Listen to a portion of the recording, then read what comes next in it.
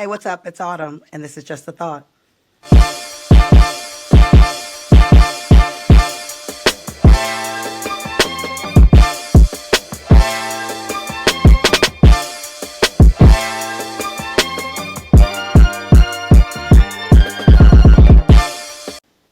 Hey, welcome back. I'm excited. Today's a good day. I've been really anticipating this conversation.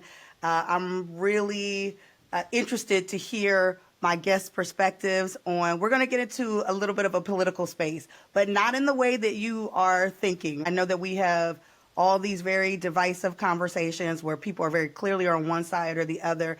But this is going to be a conversation that's surrounding a little bit of a mind shift around politics and how we should think about it and how it really affects us. So to that point, let me introduce my guest because it's going to make perfect sense why he is here and just the wisdom and insight that he is going to bring to this conversation that I'm really looking forward to. So my guest is Kerwin Gaines. Kerwin, it's wonderful to have you, sir. He Thank is a you so much, seasoned Autumn. he is a seasoned Department of Defense project and program manager with over 15 years of experience spanning cybersecurity, business development, and collegiate level instruction. He brings both strategic vision and hands-on execution to the defense contracting space. Outside of tech, he is also the host of DETV's The Agenda, where he breaks down hard-hitting political issues. Told you he was well qualified for this topic, for this conversation, and their real-time impact on local communities, engaging directly with local and federal policymakers, whether in whether in the service room or in the policy stage. He's committed to driving systems that work for people and for progress. And so to that, Kerwin, welcome. Thank you for being here today. I Thank you for appreciate you. having me. I appreciate you. I appreciate the invite. I'm honored to be here because I know that the podcast is fairly new, I think it's Yeah, fair to say, but yeah. you've had some heavy hitters on here thus far. I So appreciate you. I I'm honored that you consider me one of them hitters. Yes, So indeed. Indeed. You have a lot to say. I enjoy your show. For those who haven't seen it, they absolutely need to. please. For all of our local folks, yeah, absolutely. DETV is doing some amazing things, and you are absolutely a part of that lineup. So Well, we I thank you am for I am watching. always feeling educated when I tune in. Thank you so much for watching. We need every single person. So please. Absolutely. Absolutely. And we need people to really engage in these conversations. And what I really appreciate about your show, which is again why you're perfect for this conversation, is that I think that you really try to bring all perspectives, right? You're not leaning in one direction or the other, but it's like, hey, let's just talk about this and then let people decide for themselves, which I think is really missing. Yes, I do. And what we've done in our community as far as media goes, and I mean in Delaware, Philadelphia, Washington, all throughout the Eastern Seaboard, especially all throughout the country, is we tend to talk over the constituent Right. Right. and turn it into news bites, turn it into social media, turn it Right. into lies sometimes, right? So Indeed. what we don't have in this space, what we did not have, let me say, is someone to really break that down for everybody and let them know, hey, this is what that really means. Right. And Right. bringing people on the spot and having those conversations and having those politicians there having those conversations, because a lot of them, they come on to our show, our little show. We have some pretty Don't call significant. it little. Don't call it little. You're right. You're right. We're not going through that. We're not doing that. Hey, I'm sorry. Exactly. We have some significant guests, and they come Yes, on because they know that they can have a conversation. It won't be a shouting match. It won't be absolutely. a lot of other things, but we're thankful for this space, Yeah, and we are taking advantage of it. absolutely. And you're doing it well. Thank you. So we appreciate that and that you keep going with that same energy and spirit. The other thing that I really love about this, and I absolutely want to give you your flowers. And Thank you. I need them it, today. I need yeah, them today. I'm coming. I'm coming Take with it, sir. I'm your coming with it. time. But I think one of the hugest things, and we're going to talk about this a little bit as well, is that for a lot of folks, government politics seems so convoluted and complex, and they just don't understand a lot of things that are going on, which I think is advantageous for some individuals. Some people like the fact that the average everyday person doesn't know or understand Oh what's yeah, going on, right? there's money to be made. Exactly, exactly. But when there's folks like you who are taking some very sort of complex ideas and things and bringing them to a level that people can digest them and really, okay, now I got that, Right. then it empowers them to be able to get involved, make change, speak to, understand, and that's extremely necessary. So again, kudos and thank you for that, because people don't even know who their reps are and They things like don't. that. They don't. Yeah, And we're trying to get as many of them on, but I want to be honest with y'all. And what shocks me is the number of folks to say, I'm pro my district. I'm pro district, whatever. I don't even want to say a number because it's right, Delaware, things can get out of hand. But they're right. saying, I'm pro district this. And you're pro district, but you don't come on our show and talk to your Your constituents who district. are watching. You know Yeah, what I mean? So yeah, you're not yeah. that pro because I want to ask you about this subject, and all I'm getting is voicemail or whatever. And at first we thought it was because, oh, we're a small show, which we're not saying on this show, but Right, in the beginning we were not as popular as we are now, so right. people were kind of, I don't want to know. But hey, we're doing okay now, so it's no Yeah, reason. We've proved our reputation for you not to be a part of this, and some don't. So it is those folks, them folk, them that make folks. us right, that make us think, hey, well, why is it Why not? why is that not happening? So we try to get into the down to the nitty gritty, into the cracks and crevices, and figure out Right. those answers, and bring that information to the community. Right, right, absolutely. And listen, quite honestly, it doesn't matter what the platform is. If you have an opportunity to connect with the people that you are representing, whether it's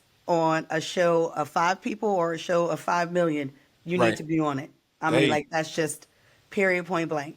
Figure out how to make time in your schedule to come on and talk to the people who you represent. and That's let's just, be clear, that's how the Republicans won. One yeah, of the factors in how yeah, they won was their use of social media, their use of podcasts, their yeah. use of private broadcasting and To things like connect with that, people. and being there and connecting to their base, Right, right? Every right, time their base, because the bigger political machine is broken up. Who is base? Who is what? When you pick up right, your phone knows what side of the fence you're leaning on, right? right. So and they filtered that information in there, so that data aggregation was definitely used during this A election. part of it. Sorry, I'm not stealing the show. I'm just No, no, you you're you putting touching it out there, you're touching sir. points. Put it You're out touching there. points, Yeah. and data aggregation is huge. Yeah. And one of the largest data aggregates out there is Elon Musk and his Twitter or X or whatever it is now. And Yeah. when you can X. control information, X, when you can control information, you can control thoughts, you can control ideas, you can educate, you can do a lot of things. And just Oh because you yeah. use the word educate, that doesn't mean it's a good thing, right? So Right. you can educate with misinformation, and they've been Absolutely. doing that. And Yeah. they've been doing that, and they've, I don't want to say perfected it. One, I don't want to give them that much credit, but they've also learned how to do it well. Right. And Right. it's been leading minds in the wrong direction, in my opinion. Yeah. Yeah. And listen, that's what we're here. That's what I'm here to get is your opinion, so we could talk through these things.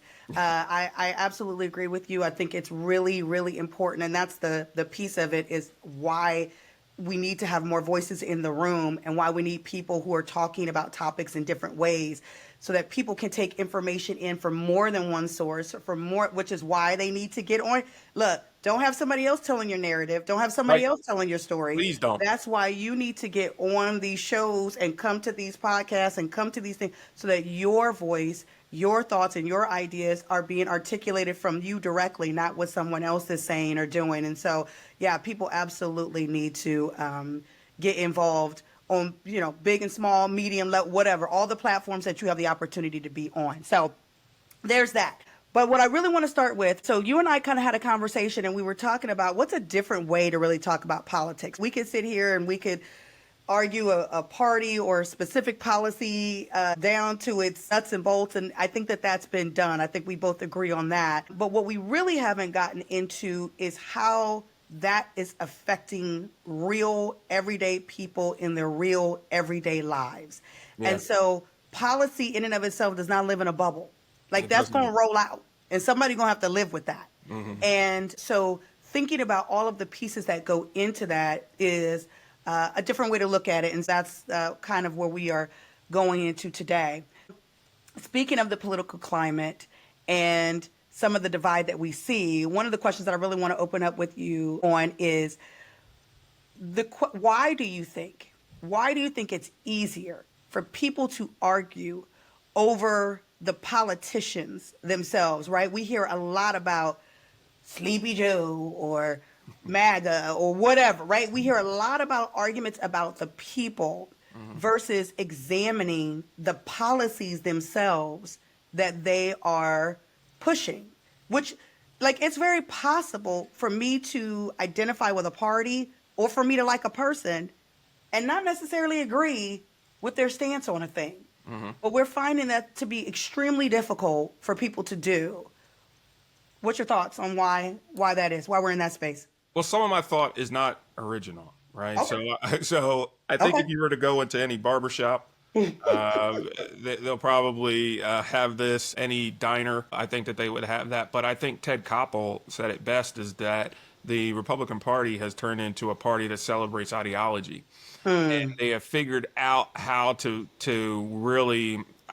I don't know how else to say it, but it seems like they figured out how to teach people how to worship, right? Okay. How to Okay. worship a certain That's thing, because that's what interesting. it comes down to. Yeah. And that ideological idea has been so much on the thing and not on what the thing represents so Yeah. much. You know what I mean? Yeah. And how those tentacles come down and affect them. Right. And they've not done that purposefully, so people can deal more with the ideology. So that's why we see I've never seen so many American flags, and Right. to the point where, I mean, let's have a candid conversation, right? Yeah, This is the show absolutely. to have that candid conversation, where we're now living in a culture where when you drive down a certain road and you see an American flag out front or hanging from the back of a pickup truck, that doesn't give everybody a sense of comfort. Absolutely. It doesn't feel the same. It Yeah. doesn't feel the It same, doesn't right? feel the same. But they've turned that into a tattoo, so to speak. So Right. that Right. American flag now doesn't represent you and me and people that look like Right. you and me and some other folks. It represents an ideology of trumpets, is what I Yeah. call them. Yeah. Okay, so they now have that look, and so now they're focused more on the tattoo on their arm that says "Make America Great Again." Yeah. Than they're focusing on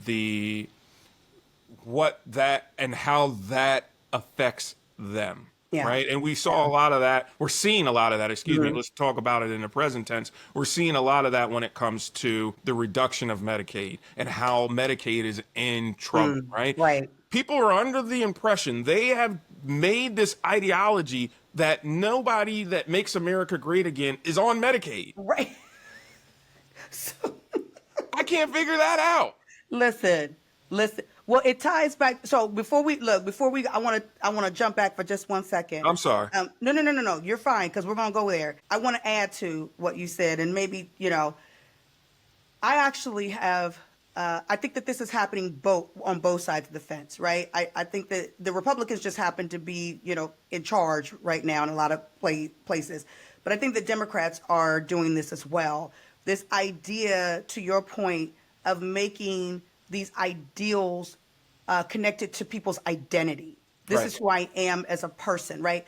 And Right. so when it feels like there's an attack on a party, people take that very personally. Republicans have really hijacked, and I take personal offense to this, they have really hijacked sort of like Christianity, things like that, right?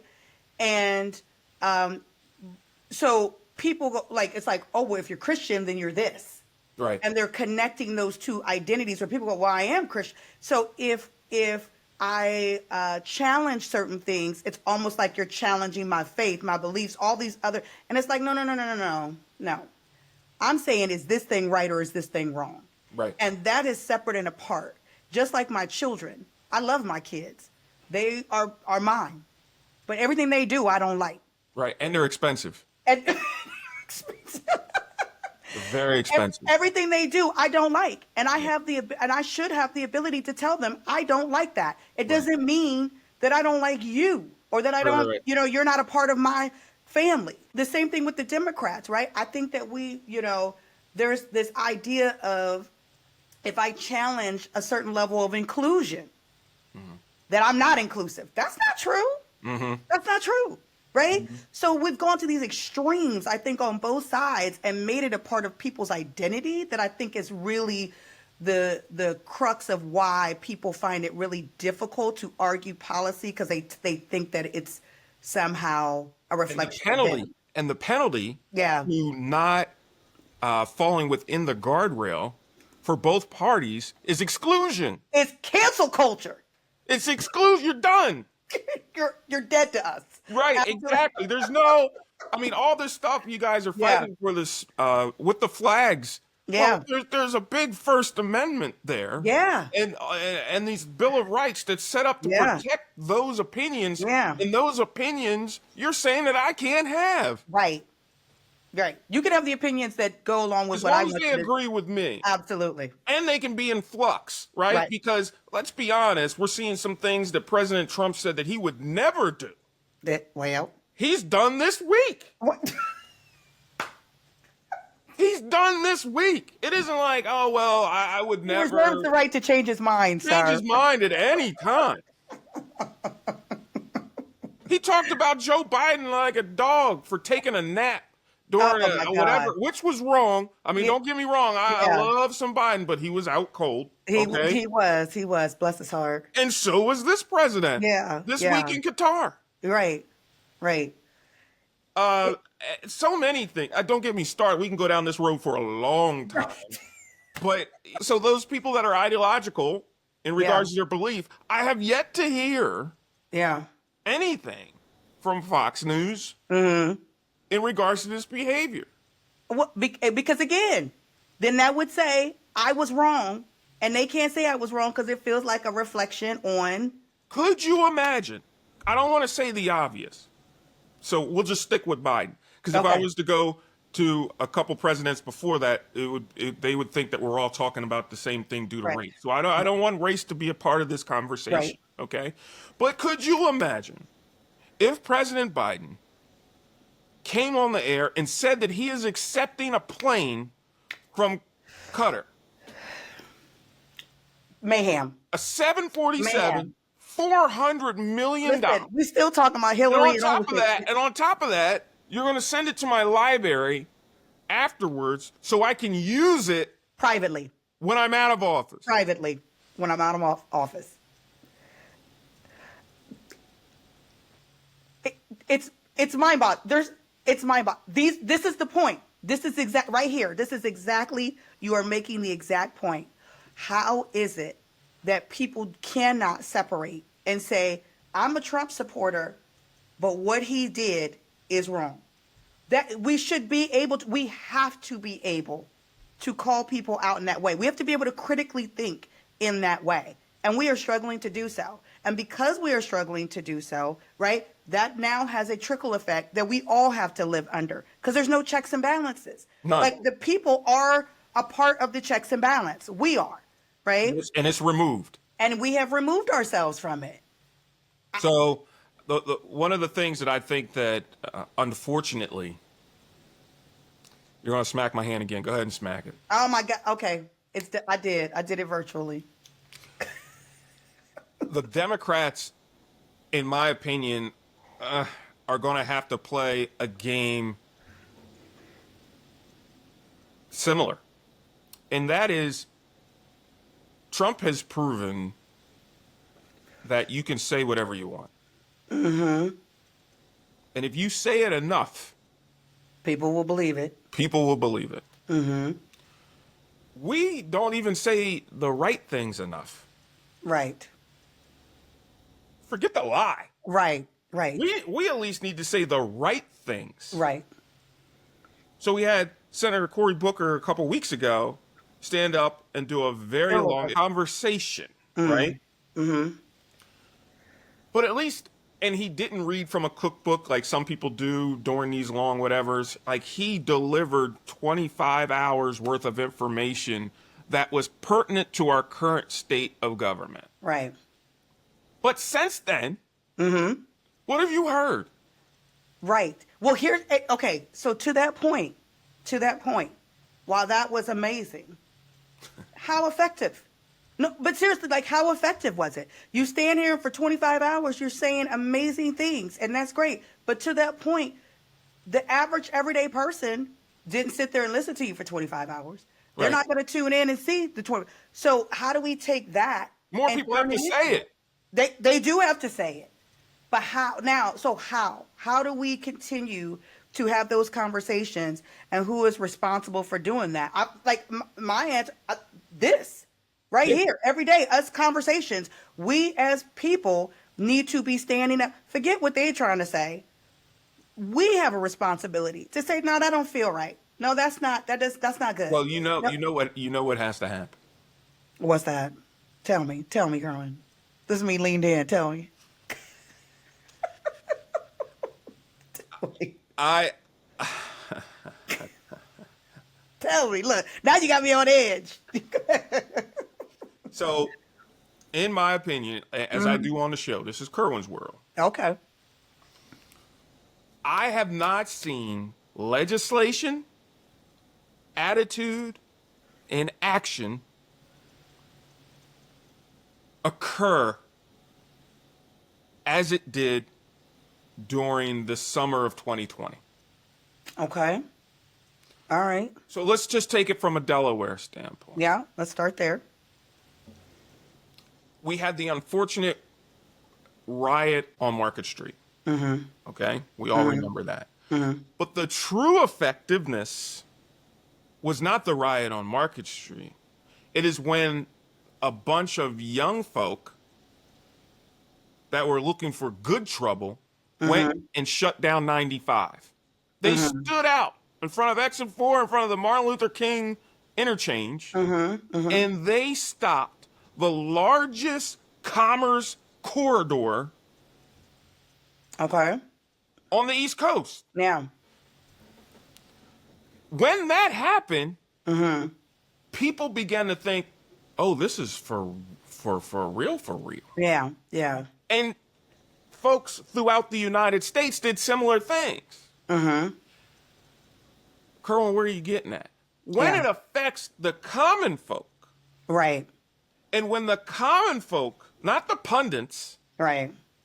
Right. but when the common folk get out there and begin to say enough is enough. Right. And now let's be clear, on 95, it wasn't just one race. Right. It's It community. wasn't just one gender. It's community. It was a community that said, Yeah. So when those things occur, and in no way am I saying riot. I want to be clear. Yeah. We're not saying that. Not at all. But when the community, when we'll just call them folk, Yeah.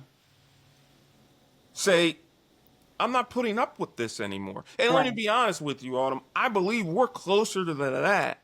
Yeah. Then We're certainly getting there. We're getting close. Yeah. But I think this is going to be different. Okay. I think it's going to be different. Okay. And let me tell you why. I'm listening. I think it's going to be different because we're not dealing with the taking of a life like it was in George Floyd's case, where it went down to one particular group. We're talking about communities of people. We're talking about communities of people. We're talking about Appalachia. Who do you think Medicaid hurt the most? Right. We're talking about people, groups, huge Groups of people, right? Yeah. We're talking about kids that have developmental diseases. And Yeah. how many kids and people, and you might say, I could hear the ultra right saying, Kerwin, that's a small percentage of people that are being affected. But how many of these kids do you know right now that are autistic? Yeah. We have a lot of cases of autism. And deficit disorders in regards to attention, so many other things. Those kids are being treated by Medicaid. Right. Right. So it's going to be that group of folk that looks like the rainbow that's being affected. It's like, whoa, we got to stand up. We got to stand up for something. And that's rich folks. Yeah. And that's poor folks. Everything in They're between. They're going to be tired of that. Yeah. Right? Everything in between. There's going to be government employees that you've now just wrecked their lives.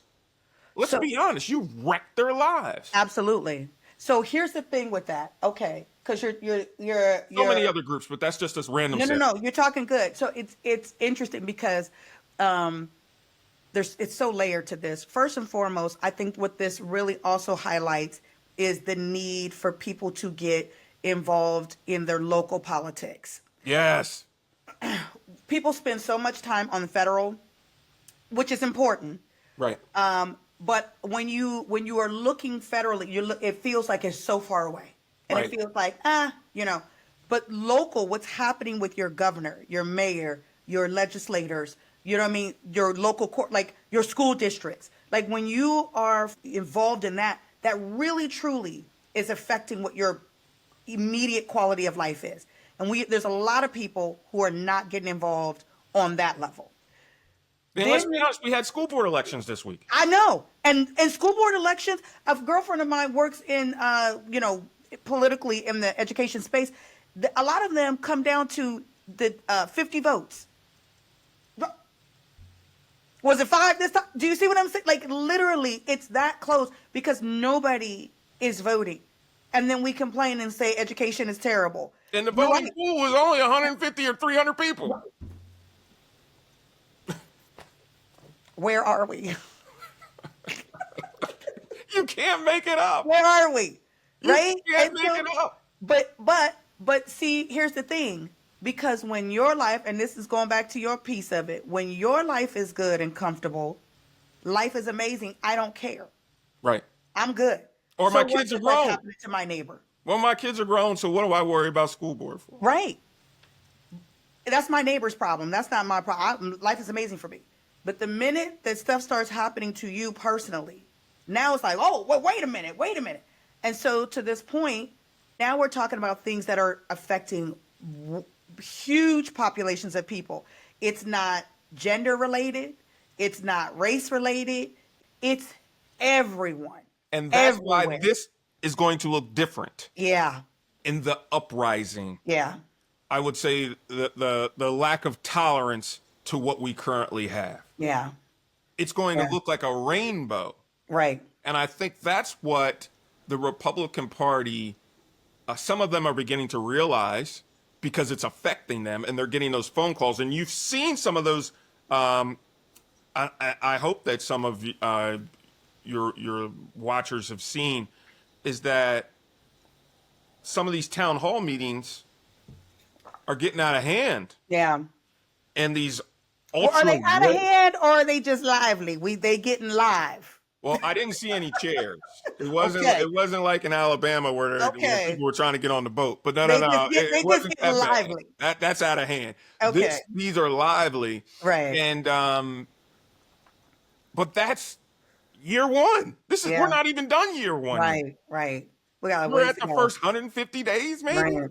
And so, and in those town hall meetings, there aren't anybody who looks like me. Mm-hmm. There aren't anybody who looks like you. Mm-hmm. But them folk Yeah. are saying, wait a minute. It's coming home. It's really starting to hit home. Wait a minute. Yeah. And there's only so much of that people are going to stand. So Yeah. we look at it from a different way. Autumn, maybe let's look at it. Maybe they know that, and that's why they're rushing all of this executive order and legislation through, because they know the threshold of the tolerance of what people will be able to stand, and they know that they don't have much longer. I mean, that's just Kerwin's world. Maybe that's a thought. So and that is a thought. I think that what we should be learning, and by we I mean the people, should be learning by this is that there is a cost to sitting out these processes. There is a cost to sitting out and not being vocal, not being educated, not engaging in processes, not standing up for our neighbors. Because when other people are vulnerable, if we don't stand up for them, then we become vulnerable, right? Then that allows that vulnerability to trickle over. First it was them, now it's me, and then it'll be the next person. Like none of us are immune. And I think that should be a lesson that we need to Absolutely. really learn about why it's important for us as a community to really start engaging, even if it doesn't initially affect us. It's coming. It's coming. And It's there's no coming. way that it's not. Right. I think the people don't understand um, the recent Senate bill. I think it's 21 that came out in regards to corporations in the state of Delaware Mm, and how that affects them. And people are, especially folks that are dependent upon their 401k yeah. in order to subsidize or be their basis for retirement. Yeah.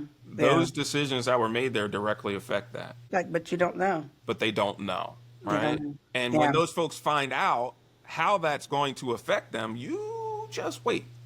You just wait.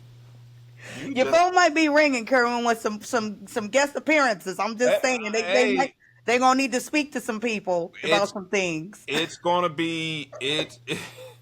You just wait. I think the expression is "smoke in the city." Oh You my God. just Okay, wait. so to that point, and you brought up a good point about this when we talk about who's being affected, what communities, children with autism, people with disabilities, things like Yeah, that. These are the stories that we're not really talking about or focused on yeah. when we're talking about these policies, right? When we talk about immigration, when we talk about economy, when we talk about public safety, things along that line. And it's interesting. I'm not going to. I'm going to ask you, why do you think that when these policies are being talked about from lawmakers and policymakers, they don't really engage? I think to the degree that they should with those populations That that it are affects. truly, yeah, going to be affected by it. What is you're elected to represent the people? These are the people. What's So the reason behind that? I have an idea. Okay. Eh, I think that some of that is not 100% on the politician. Okay. I think that we as communities have an obligation to Hmm. be well informed. We Okay. don't have waiting for that information is detrimental. Indeed. Okay. Yeah. If you are accepting this role of constituent and knowledgeable constituent, you have to be as hungry for the information as they are to give you the information. Yeah. Yeah. So many times we have found comfort as Americans, all Americans, is being lazy. We're Yeah. expecting that data to be delivered to us, whether it be through social media, whether it be through stump talking, whether it's whatever. We have an expectation to be educated and for our need to be fulfilled. Right. For people to bring Whereas that to us. we're not sitting on the steps of their office saying, okay, what about Senate Bill 21? Talk to Yeah. me. How is this going to affect my 401k? Asking difficult questions. What I have found since, and I haven't been, Now let me real quick before you let me ask you something really quick right there. How much of that is loss of faith? That even if I ask, that I'm going to get the truth. well, I think some of that plays a part, right? Okay. And especially when it comes to, I think we're dealing with some generational stuff. So our Yeah. younger generation really doesn't trust politicians one bit. Right. Rightfully so. Right. Rightfully so. Right. And then we still have an older generation from 60 up who's dealt with Jim Crow South. Like those Yeah. folks are still here, who's Right. dealt with Jim Crow laws, who have not been well represented. And I just don't want to go Hmm. for one race or whatever, but they've dealt through Vietnam. They've dealt with the presidents of lies and all this other stuff. So they're just politically exhausted. Right? Exactly. They're just Exactly. there's a fatigue, and Right. now with our 24-hour news system where you're inundated with ideas, it some of that, to your point, they've checked out, Right. right? They've Right. checked out. Right. But there's a group, I think, that is still very much into, more so now than ever have I experienced, where they're like, show me, tell me. But Yeah. unfortunately, that group isn't big enough, right? Right. And Hmm. and that group, because of its size or lack of size, doesn't encompass everything. So we don't Hmm. have people at the school board saying, "Hey, what's Right. up?" We don't have people at the county executive and county level saying, "Hey, what's up?" We don't have all these other things. So it's an issue. Right. An issue. Right. No, it absolutely is an issue. I think even to that point, right? So this kind of going off on a tangent here for a second, rogue a little bit. The idea of like what is a politician's real responsibility, right? To be a statesman. It okay. So and what does that look like in real life, right? So a part of this is informing your constituents, talking to them, connecting with them. Is it also and this is sort of the piece that I think that some people balance really well and some people don't. This idea of I'm representing my constituents, I'm representing the people regardless of what I feel or in spite of how they feel. Because sometimes, right, the people are saying, burn the castle down. And we're like, wait a minute, that's not the right answer. Right. We don't need to burn the castle. Like, right? So even though I know I'm supposed to represent you, I'm going to save you from yourself right now. But also you have these politicians that are also, potentially going rogue. The people are saying uplift and I'm saying tear down because it's very self-serving. So when you say a statesman, what does that look like in real life? Their responsibility to their office, to the people, because people need to be understanding what they need to hold that person to as well. What they need to be holding them accountable to. Yeah. I think that I don't think there's one thing. There's not a static version. Right. Okay? Because depending upon your community and the folks that you represent, you should kind of look like them for the most part, right? Yeah. And I just don't mean from a race or a physical description, but you should be a part of that community. Yeah. You should talk Delco if you're representing Delco. Right. And everybody that's from Delco will know you from the way that you sound. Right. Right. If you're representing Delaware and whatever, you should know about chickens. I'm sorry, you Yep. better know about Tickets, credit cards, and chemicals. You better speak it. Absolutely. And when I say go hens, I expect you to say Just say, daggone right. let. That's part of it. And I don't think that, and especially in New York, we have representation where people don't barely even live in the state that they're representing. Right. Well, listen, here's another point to that, which makes me really upset. It's about money as well, in the sense that it's so expensive to run. Oh. That how are you really truly getting people who represent the people, or are you getting people who can afford to run, which are not always the same thing. So I'm originally from California. Okay. And I was home this summer, and so I dragged my family to the state capitol. I shouldn't say that, but that was my fun thing to do. Okay. And they happened to be in session, and so we got to go in and they were talking about some different things. And then it got me to wondering, and I looked up, how much does it cost to run for a state Senate seat and a state rep seat? You're spending millions of dollars for a position that's, depending on where you are, maybe $100,000, $120,000. It was like $2 million. Yeah, on average. And I'm like, listen, I know there's fundraising. I got that part. Okay. But seriously, who has the ability to raise that kind of money, to fund that, to come up with it? Like, that cuts out a lot of people that are tapped in. Be careful. You bring up campaign finance, you might not be on next week. I tell you. Did y'all hear about Autumn?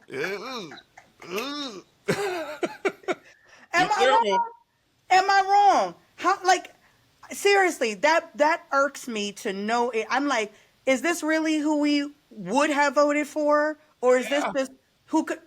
Yeah. Okay. All right. Yeah. Okay. I didn't went off on a tangent, Lord. No, you didn't. That's fine. That's fine. I mean, it's real talk.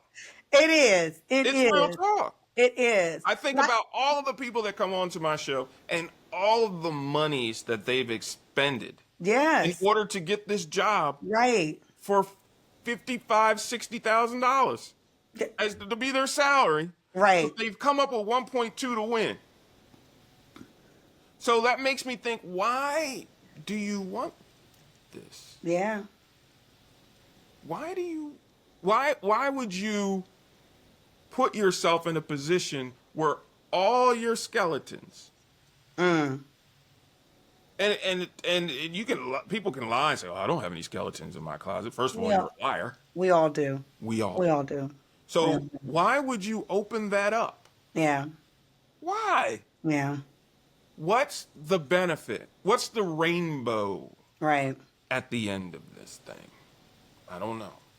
What the rainbow is supposed to be, what it's supposed to be, is that you are here to represent the people that you want to make good change, that you are morally driven, you have a value system, that you're connecting with people, and that you want to further those causes. You want to protect and to serve. That's supposed to be. Whether that is or not is debatable depending on who, where, why, and how. And that's a different conversation for a different day. And I love my job, but would I campaign for it?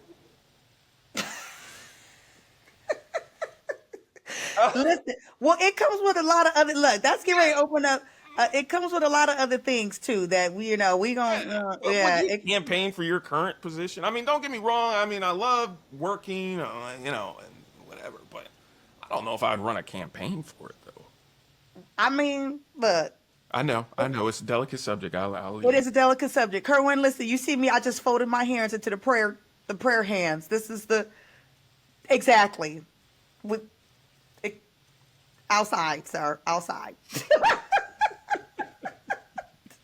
We're going to refocus for a second. So when we talk about, look, because again, bringing this back to people who are really affected, we mentioned education.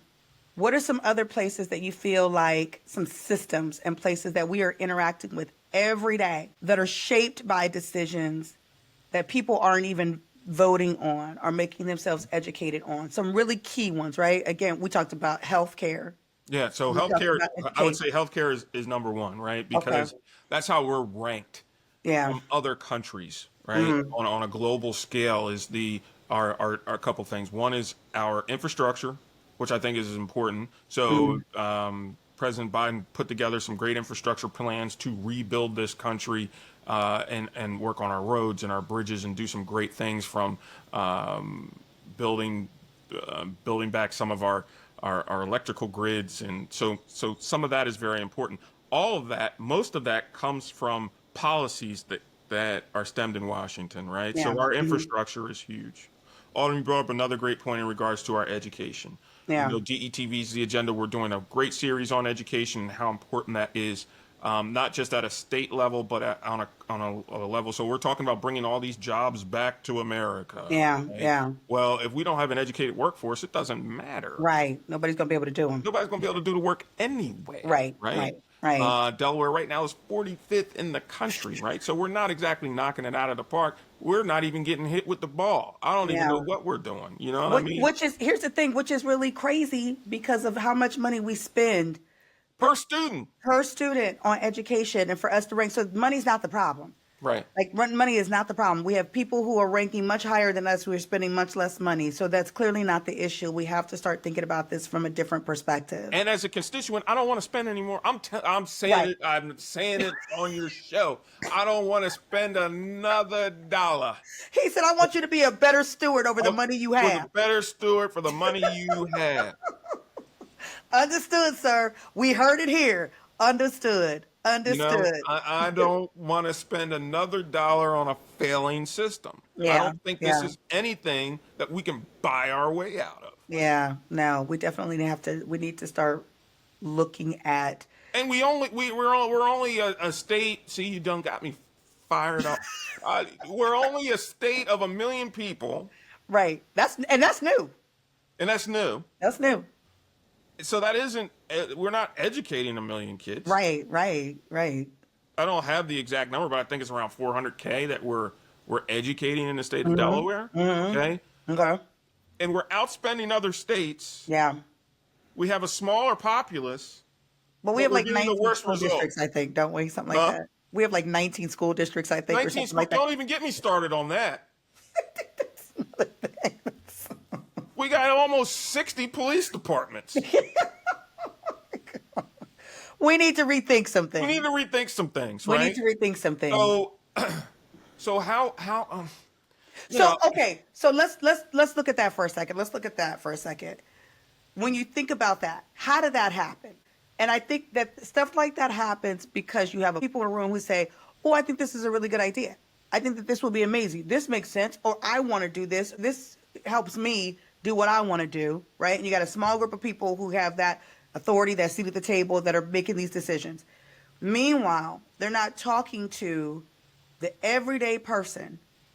They're not talking to the person who has to deal with 9 different police agencies and not knowing who to call, whose district it is, who's what, who's where. You and I know tech, and we understand user stories. And so when people are creating a product, they're not creating a product just from the manufacturer's idea.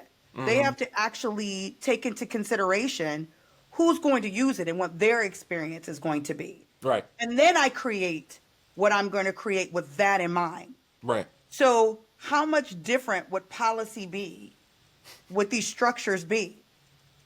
If we started with user stories, if we started with individuals who are going to be using the education system, individuals who are going to be using the public safety system, Right. start there, and then we create, like, work backwards. Not Right. everybody got to fit into this policy. Now, granted, our educational side was a lot of that was brought on by desegregation, right? So Right. we had to break some things up, and I truly believe, and I had this conversation with Senator Coons and a few other folks, is I truly believe that at the time they thought they were making the best decision they possibly could, Absolutely.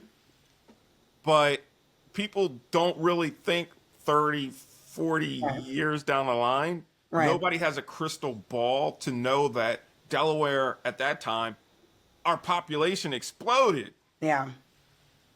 Yeah. And the decision that they made at that time didn't support that.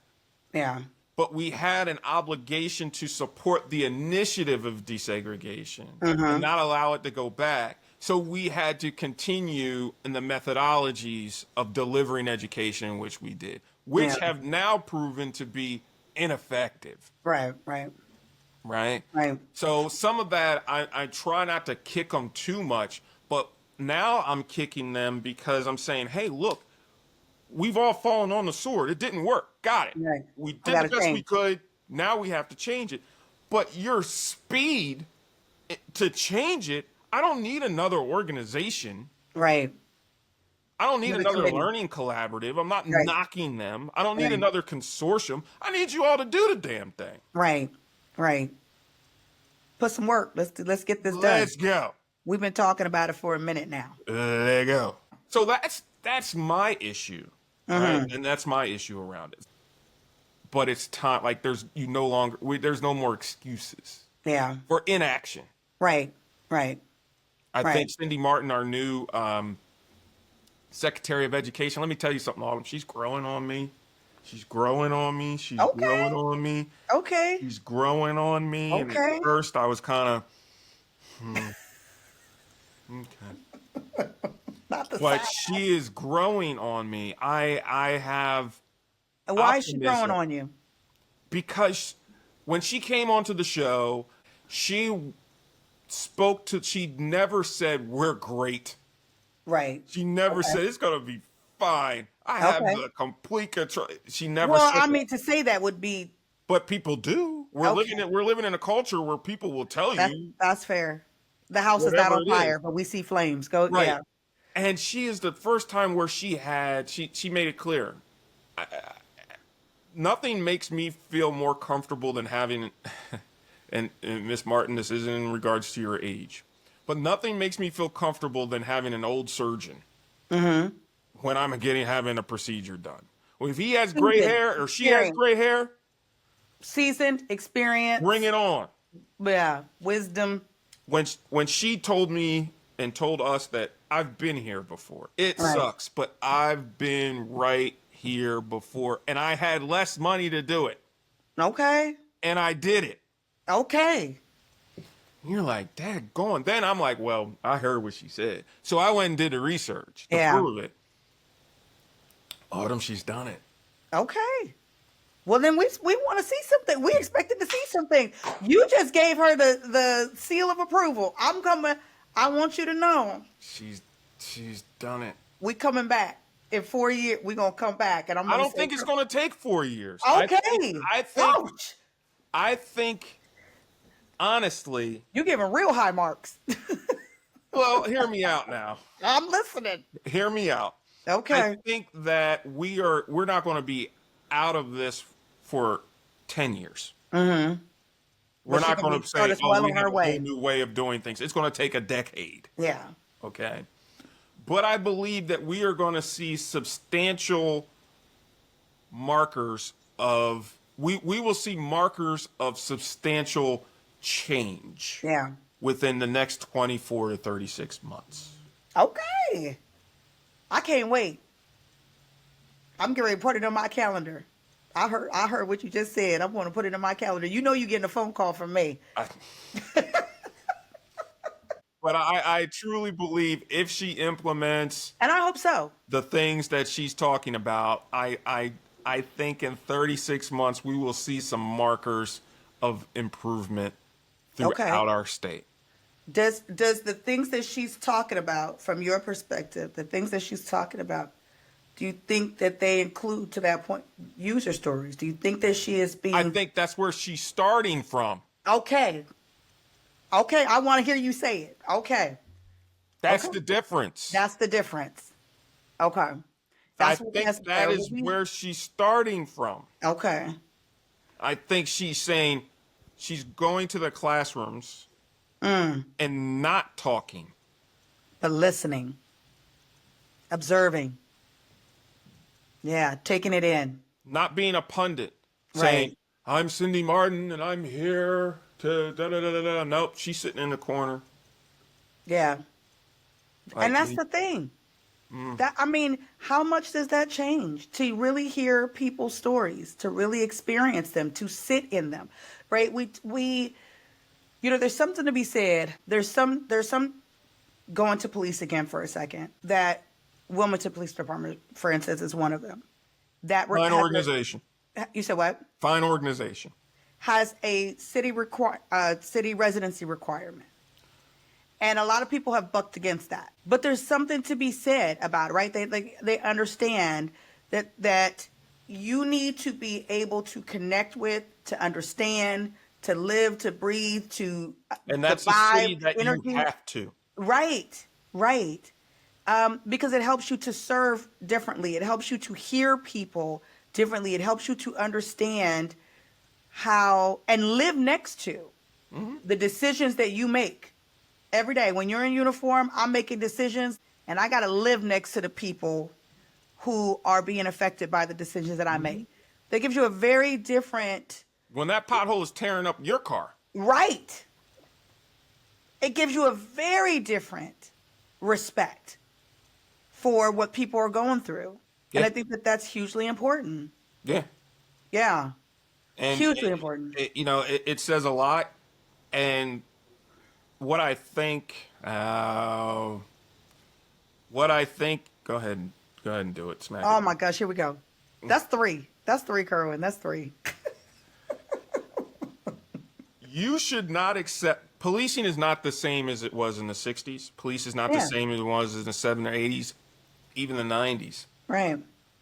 In this police culture, if you truly want to be effective, which you should be or need not apply, the model of living in the community in which you police should be not only a requirement, but you should be hungry for that as a police officer if you're true to your mission. Yeah. You should not be trying to buck that. Right. Because Right. if you're trying to buck that, then that means that you don't care about the population truly that you're serving, and your level of accountability, which is what this is all about, About accountability. is not at the level that we need for you to be a peace officer. I'm gonna push back a little bit on that with Come you on.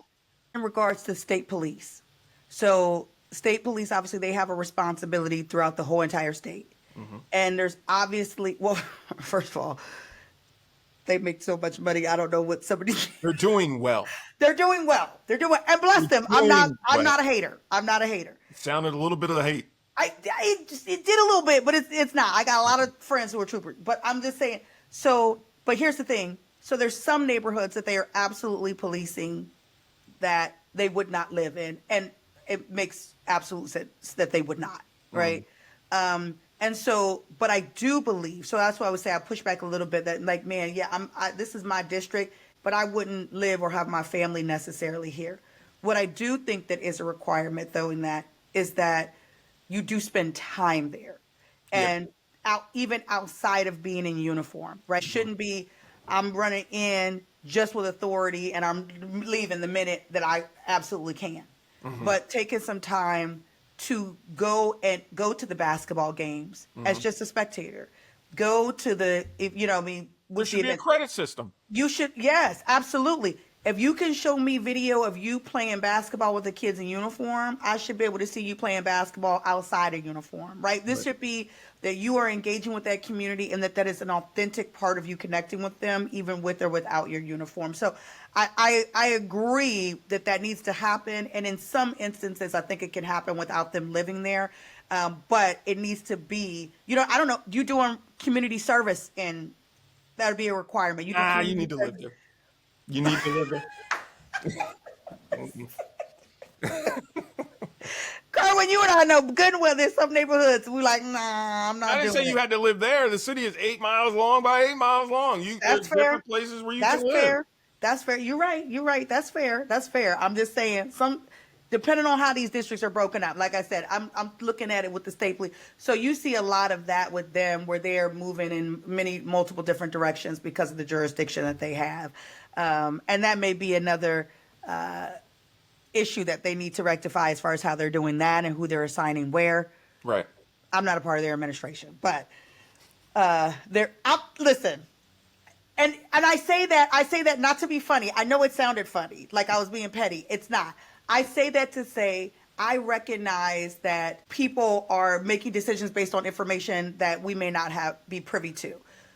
What could happen in that regard is that people do be more transparent about those decision-making processes and where that information comes so that people can feel more comfortable about the decisions that are made. All they see is the end result. And I'm Right. like, how did we get here? This don't make no sense to me, right? Well, if you'd have told me about X, Y, and Z, then I'd be like, oh, okay, bet, like, I can get with that. Understood. Yeah. So I know it sounded like I was being petty. I wasn't being petty. No, I promise I wasn't, but I promise I wasn't. So listen, we've had a really interesting conversation. We've had a lot of things discussed. and I hope that you return the favor and come onto the agenda and have another one with me. I absolutely will. You ain't said nothing but a word. All right. Tell me when and where, and I will be there. But I know we talked about the agenda. I want to talk about Curran because I know that That guy's a mess. listen. No, he's not. That guy's amazing, and I know he's got things going on. And I want to just talk about and highlight and hype that. Like, what can we look forward to? What can I be supportive of? What can we be supportive of? What's going on with you? So let's break it down. First, the agenda is on every week on DETV, and we're bringing you information directly to your communities, dealing with your representatives, your issues, things that affect you, making sure that your problems, your jobs, your finances, all that stuff stays right on the agenda, right? That's the whole portion of it. Yeah. We're going to do something we're going to add to. We're not taking away, we're adding to. And Okay. adding to, we're going to add to it, and we're going to put a little podcast, little bubble next to it so I can have very frank conversations like I'm having now, and people can actually see who I am. Right. Love it. And know all of that. And we're going to have some of those same folk Yeah. that we have on the agenda and some of their constituents, so to speak, to Yeah, kind of yeah. rebut and have those frank conversations about how they're working. And that podcast is going to be called The Statesman, and that's going to be coming to you very soon. Love that. Very, very soon. Love And that. you're going to love it. We already have some guests lined up, and it's going to be in different locations. It's just not going to be in a static place. So we're really excited about that. And you'll be able to Yeah. get that through YouTube and a couple other platforms So you'll be able to see it and really understand what's going on. But there is some folks, believe it or not, that are anxious to come on the podcast that aren't anxious to come onto the agenda because they think it's too Interesting. fun. Yeah, it's a little different. So we're really excited to that. I have great people that are mentoring me through it. So I think it's going to go well. All right, I Nan, know it scratch is. that. It will go well. Listen, you see, immediately I said, I know it is. It will go well. So Okay, look that's out number for the 4. That's station number here 4 today. very, very soon. Very, very soon. Love to hear it. I can't wait. I can't wait to Neither see it, can to be we. supportive, to be a part of it. I love it. I know it's going to do amazing things. So here's the one thing that I always ask my guests, the last question that I ask Oh, before buddy. we end things. Yes, and I purposely do not tell because I'm going to get this point. It's like the cat's out the bag, but I purposely don't talk about it beforehand because I'm really interested to hear your on the spot response. One of, because I'm sure you've gotten quite a bit, but the one most life-changing advice you have ever been given. What is that? What is the most life-changing advice? One thing. One thing. One Yeah. thing? One thing. I know. I'm sure you could pull from a grab bag. One thing. So I'm thinking of it and I'm thinking about the genre in which it was given. Okay. And I'm simplifying it because it was given and the same thing was given to me. It was just said different ways. Okay. And be mindful of everyone Okay. to the All best right. of your ability. How'd that change your life? At that time, my ego was so high that it was like, be mindful of everybody. Yeah. No, I'm not. I didn't even know what that meant. Right. I thought it meant take care of everybody. Right. No, That's good. That's it doesn't good. mean take It's care. not. It doesn't mean the same thing. Mean the Not same. even close. Yeah. It means be mindful of everyone. Right. Right. And once I studied, literally studied, Yeah. I realized how important that is, especially with my words over this platform. Right? And communicating to everyone is to be mindful of those that are listening, because when you're mindful, you're also patient, Yeah. right? You're Yeah. also thoughtful in receiving information. Absolutely. And there's so many parts to that. Yeah. And that's why I wanted to try to condense it, but it was to be mindful of everyone. So be aware of what you're saying. Be Yeah. aware of what you're doing. Right? Yeah. And then you can invert that into your family. Like be aware. Hey, your kids are watching you. Yeah. Yeah. Listen, that's a timely word because, timely just in general in this conversation, Yeah. but to our politicians, to people who are voting, to people who are not voting, to people who are standing up for topics, to people who are not standing up for topics. Right. Right. To be mindful, not only just of yourself, but to everybody. And how is this affecting all of us? I really think I'm going to go off on a tangent for just one No. second. It's like, listen, but I'm not, because I already know where this could Yes, take. you are. But I'm just going to say this. This is my prayer for the U.S. We have become so individualistic, right? And capitalism does that to you, right? It creates an environment where everybody is out to get the next dollar, and we're focused on self. But when you go to other countries where they are more community based, it's so beautiful. It is so beautiful. It's a different quality of life. Now, I'm not saying that one is better than the other. You know what I mean? Again, more than one thing can be true. America can be great, and so can other places. Like, right? That more than one thing can be true. Correct. You got to remind people of that. I can love the U.S. and I can also appreciate what's going on someplace else. And that is something that I think, our older generation experienced more of. The idea of community and neighborhoods together, and you knowing your neighbors and you being connected and people taken care of in a village. Other places are still embracing that. And so that that point, what you just said about being mindful of other, that is a way of life, that they really truly understand that we rise and fall together. There Right. is no such thing. That's an idea somebody sold you that's not even real. Right. Like no, but see, like you know what I mean? It's not even real. You're not an individual. You are literally connected to everyone around you. Absolutely. And if we could get back to that, like how we all would win. Right. We would. So tangent. Sorry, stole your thunder a little bit, but I appreciate you. You didn't steal. It's not mine to steal. So I don't know who you stole it from, but it wasn't from me. But when you're mindful, it humbles you. Yeah, absolutely, And absolutely. humility is the basis of those communities in which you were talking about. Yeah, absolutely. It's a beautiful, beautiful thing. And for those of you who don't got a passport, get one. Go see the Get one. world. There's Yeah. more to live and see and do. And it'll brighten and widen your perspectives and make you a better citizen here right at home. Yes, it So would. there's that. Okay, thank you everyone for tuning in. I hope that this conversation blessed you, helped you to think about some things in a different way, and really got you to thinking and figuring out how you can get involved, where are some things that you might need to do differently, or how you can look at things differently in order to show up better for yourself and for those around you, to get involved in your political process. Look, these policies, they're knocking on your door, Right. not just your neighbors. Hey, They're now. knocking on yours. And we need to be able to tell those stories. We need to be able to elevate those things in a way that leaves room for all of us to be included in those stories. So have an amazing week. I hope that this was a blessing.